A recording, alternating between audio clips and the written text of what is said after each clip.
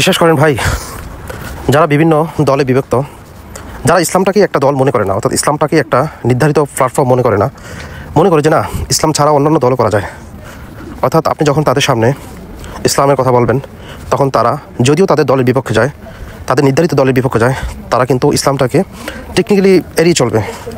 তখন আপনাকে বিভিন্নভাবে বকাস কথা বলবে। তারা বলবে যে ইসলামের জায়গায়, আর পলিটিক্স দল এটা আলাদা বিষয়, এটার সাথে এটা মিক্স করার কোনো সুযোগ নেই। বিশ্বাস করেন তাদের বেশিরভাগই অজ্ঞ, জাহেল, মূর্খ, বর্বর। তারা যে নেতার অনুসরণ করে ওই নেতা গোসল কীভাবে করতে হবে এই সিস্টেমও তারা জানে না, শরিয়া মোতাবেক গোসল কীভাবে করতে হবে এটাও জানে না, নামাজ দূরের কথা। অনেকে নামাজ পড়তে পারে কিন্তু নামাজ পরিশুদ্ধভাবে যেভাবে পড়তে হয় এটাও জানে না। আল্লাহ সুবহানাহু ওয়া তাআলা সূরা আল ইমরানের 103 নম্বর আয়াতে বলেন, ওয়া আতাসিমু বিহাবলিল্লাহি জামিআন ওয়া লা তাফাররাকু। তোমরা পরস্পর আল্লাহর রজ্জুকে দৃঢ়ভাবে আঁকড়িয়ে ধরো, পরস্পর তোমরা বিচ্ছিন্ন হও না। এখন এই রজ্জু দ্বারা কোরআনকে বুঝাইছে। বিখ্যাত তাফসির যারা সবাই এক কথাই বলছে, ইবনে কাসির সহ, এটা কোরআনকে বুঝাইছে। অর্থাৎ আপনারা আমার ঐক্যবদ্ধতা হবে কোরআন দিয়ে, ইসলাম দিয়ে। তো ইসলামই তো হচ্ছে একটা বড় দল, একটা প্ল্যাটফর্ম। আপনি আবার এই প্ল্যাটফর্ম রেখে, আল্লাহর মনোনীত প্ল্যাটফর্ম রেখে নিজের মতো করে অন্য একটা দল তৈরি করে দলবাজি করলেন। আপনি ইসলামের দাওয়াতের নাম নিয়ে আপনি ধোঁকাবাজি করলেন, প্রতারণা করলেন। আপনি মূলত ইসলামের দাওয়াত দিচ্ছেন না, আপনি আপনার নিজের আনুগত দিকে দাওয়াত দিচ্ছেন, আপনি নিজের নির্ধারিত দলের দাওয়াত দিচ্ছেন। যখনই আপনার সামনে ইসলামের কোনো কথা বলা হবে আপনি এটাকে খুব সূক্ষ্মভাবে আপনি এড়িয়ে চলবেন। কিন্তু ইসলাম তো এটা বলে না। অনেক দল আছে যারা কিছু কিছু কাজ তাদের দলের সাথে ইসলামের মিলে যায়, সেটা তারা প্রচার করবে, খুব হাইলাইট করবে এটাকে। বাট যেই জিনিসগুলো মিলবে না, যেটার সাথে সাংঘর্ষিক, আপনি যখন বলবেন তখন আপনাকে তারা অপদস্থ করবে, অপমান করবে, আপনাকে বিভিন্ন ধরনের ট্যাগ লাগাবে, অথচ প্রতারণা ধোঁকা তারা দিচ্ছে। এটা যেই কোনো দল হোক। অনেক দল যারা শুধু দলবাজি করার কারণে ইসলাম থেকে অনেক দূরে চলে আসে, তারা এটাও বুঝতেছে না আপনি যখন নামাজের কথা বলবেন সে বিভিন্ন প্রোগ্রাম নিয়ে ব্যস্ত, মানে পরে নিবনি প্রোগ্রাম আছে, এটা তার কাছে খুব গুরুত্বপূর্ণ। অর্থাৎ নামাজটাকে সে সরাসরি আপনি ইগনোর করলো। আপনি যখন একটা সহি হাদিস বলবেন আপনাকে বিভিন্নভাবে সে অপদস্থ করবে, ঠিক আছে, বলবে যে আপনি এত হাদিস মেনে চলা যায় না। সেটা বুঝতেছে না যে এটা হাদিস তো অপমান করলো না, সে রাসূল সাল্লাল্লাহু আলাইহি সাল্লামের কথাকে ইগনোর করলো। তো আল্লাহ সুবহানাহু ওয়া তাআলা এই সমস্ত দলবাজির জন্যই অনেক সতর্ক করছেন তাদেরকে।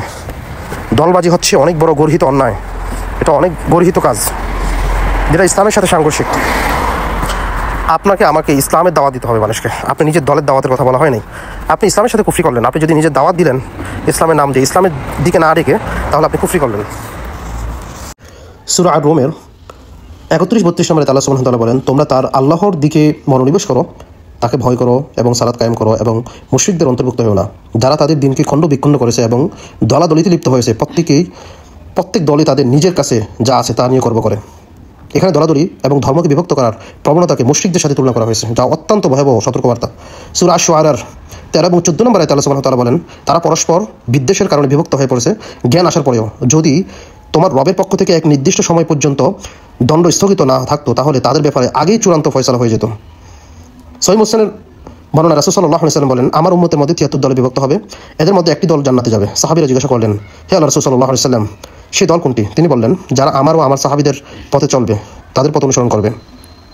এছাড়া আবু দাউদের বর্ণনা, রাসূল সাল্লাল্লাহু আলাইহি ওয়াসাল্লাম বলেন, যে ব্যক্তি দলবাজির জন্য আহ্বান করবে সে আমাদের মধ্যে নয়, এবং যে ব্যক্তি দলবাজির উপর মৃত্যুবরণ করবে সে জাহিলিয়াতের উপর মৃত্যুবরণ করে।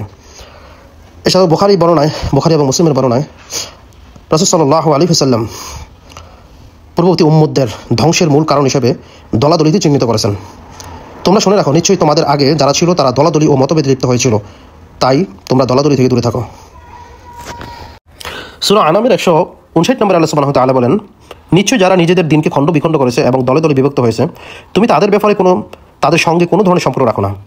তাদের ব্যাপারে আল্লাহ সুবহানাহু ওয়া তাআলার উপর নির্ভর করো, পরে তিনি তাদের জানিয়ে দেবেন তারা কি করত। এখানে আল্লাহ সুবহানাহু ওয়া তাআলা দলবাজদের ব্যাপারে দলবাজদের সাথে সম্পর্ক না রাখার জন্য বলেছেন, তাদের বিচারের ভার নিজের উপর রেখেছেন। তিরমিজির বর্ণনা, রাসূল সাল্লাল্লাহু আলাইহি ওয়াসাল্লাম বলেন, তোমরা জামায়াতে ঐক্যবদ্ধ মুসলিম গোষ্ঠী এর সঙ্গে থাকো এবং পরস্পর বিভক্ত হও না, বিভক্তি থেকে বেঁচে থাকো, কারণ শয়তান এক ব্যক্তির সঙ্গে থাকে আর দুজন থেকে দূরে থাকে। আবু দাউদের বর্ণনা, রাসূল সাল্লাল্লাহু আলাইহি ওয়াসাল্লাম বলেন, যে ব্যক্তি জামায়াতের বাইরে বেরিয়ে যায় সে যেন ইসলাম থেকে দূরে চলে যায়, অর্থাৎ ইসলাম থেকে গলফিতা খুলে ফেলেছে। এই জন্য আমাদেরকে ইসলাম নির্দেশ দেয় ঐক্যবদ্ধ থাকার জন্য, আল্লাহ সুবহানাহু ওয়া তাআলার আল্লাহর রজ্জুকে শক্তভাবে ধরার জন্য, পরস্পর যেন আমরা বিচ্ছিন্ন না হই। আল্লাহ সুবহানাহু ওয়া তাআলা আমাদেরকে স্পষ্টভাবে মুসলমানদেরকে ঐক্যবদ্ধ থাকার নির্দেশ দিয়েছেন। দলবাজি বিভক্তি এগুলো থেকে যেন আমরা নিজেদেরকে দূরে রাখি। ইসলামের নামে দলবাজি করে নিজেদের স্বার্থে বা দলের প্রচার প্রসারে যারা লিপ্ত তাদের সম্পর্কে কোরআন ও হাদিসে কঠোর সতর্কতা এসেছে। ইসলাম একটি একত্ববাদী ধর্ম, যেখানে উম্মাহর ঐক্য, পারস্পরিক ভালোবাসা ও আল্লাহর জন্য কাজ করাকে উৎসাহিত করা হয়েছে। দলবাজি বা ফিকরা সৃষ্টি করা ইসলামিক দৃষ্টিভঙ্গি থেকে ইসলামী দৃষ্টিতে খুবই নিন্দনীয় কাজ।